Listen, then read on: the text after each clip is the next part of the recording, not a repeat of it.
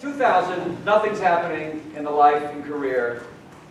Well, what's happening? It wasn't that nothing was happening, it was just that I felt like I was finally ready to start writing. And I had a bunch of ideas in my head, and I was trying to write at night and on the weekends, and I just wasn't making any progress. So I just decided I was going to, I saved up a little bit of money, I was going to quit my job and take a year off and spend the year writing full time.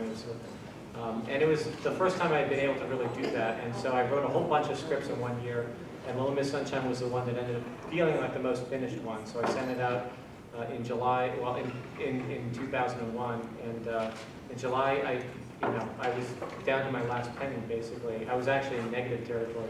And the agent that I sent the script to, I had one contact. I sent it to an agent at Endeavor. I had a connection to a friend from film school, and they called me up and they said, we really like the script. And they took it out and sold it, and the rest sort of is history. So yeah, I mean, so then the script it was sent out, bounced around for a while. Finally, somebody bought it, and it was set up at Focus. So it was at a studio for about 3 years. They were developing the script, and then they finally. I got fired off the script and was replaced by another writer. And then rehired. And then I got something going. Thank God I was rehired. Yes, exactly. Can I ask you a question? Sure. How long did you develop it with the directors? John and Val, the directors, Jonathan Dayton and Valerie Ferris, came on very early. They probably came on in like January, February of 2000. Pre the other writer? Before the other writer. And it was just because Jonathan and Valerie were more protective of my script than I was. Like, we had been at Focus and they kept wanting me to change it. And after 2 years, I was like, okay, I'll change it, whatever you want. And Jonathan and Valerie were like, no, this is the script we signed up for. This is what we want to do.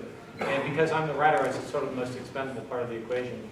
I got thrown off and another writer was writing. I mean, this was my favorite movie of the year. Oh, I loved it. I thought it was the heart of that movie. I mean, any movie that has this older man played so brilliantly by Alan Arkin saying to this young, brilliant actor, this beautiful character, I don't love you because you're smart, it's because you're beautiful. But I love when he says that it's almost like it's funny because it shows how good you are because.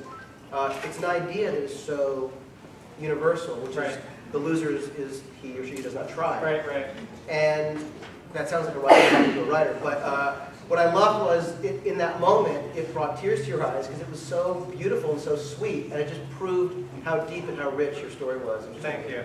Yeah, no, it's just, it could be a cliche sort of in the wrong hands, in the wrong situation, and you just have to create the circumstances in which that truth feels real. Exactly. I just love it. And how has this phenomenon affected you?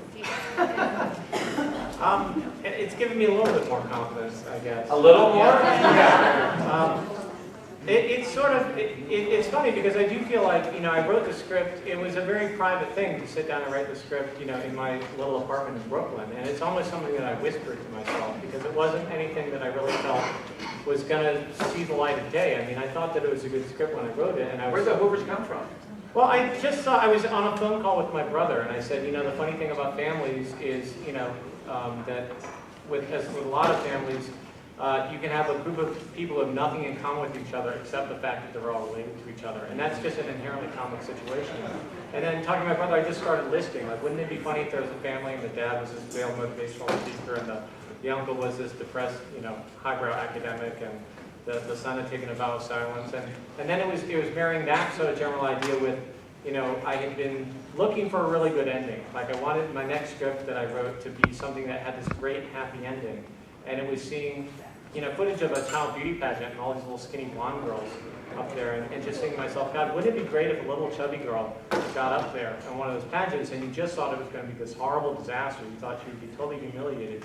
And instead she just like busted out and rocked the house. And I was pretty sure that would be a good ending.